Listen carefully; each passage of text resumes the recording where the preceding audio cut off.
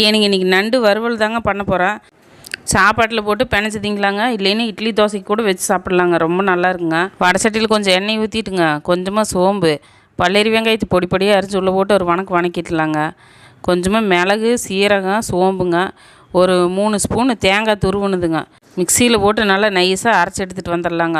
வெங்காயம் வணங்கினதுக்கப்புறமா ஒரு ஸ்பூன் இஞ்சி பூண்டு பேஸ்ட்டுங்க, பொடியாக அரைஞ்சி வச்சுக்கிற தக்காளிங்க, உப்பு, மஞ்சத்தூள், கொஞ்சமாக மிளகாத்தூளுங்க, எல்லாத்தையும் போட்டு நல்லா வணக்கி விட்டுட்டுங்க, சுத்தம் பண்ணி வச்சுக்கிற நண்டையும் போட்டு ஒரு 4 திருப்பிடலாங்க. அதுக்குள்ளே தேங்காய் பேஸ்ட்டெல்லாம் அரைச்சிட்டு வந்துட்டோமுங்களா, அதையும் உள்ளே ஊற்றிங்க. வேணுங்கிற அளவுக்கு தண்ணி வச்சுக்கோங்க. குழம்பாட்டம் வேணும்னாலும் வச்சுக்கலாங்க, இல்லை வறுவல் பண்ணுற மாதிரி இருந்தால் தண்ணி பூரா சுண்டி வரணுங்க. மிளகு, சீரகம் கண்டிப்பாக நண்டுக்கு போட்டே ஆகணுங்க, அப்போ தான் காரசாரமாக இருக்குங்க. சூப்பரான நண்டு வறுவல் ரெடி ஆயிடுச்சுங்க.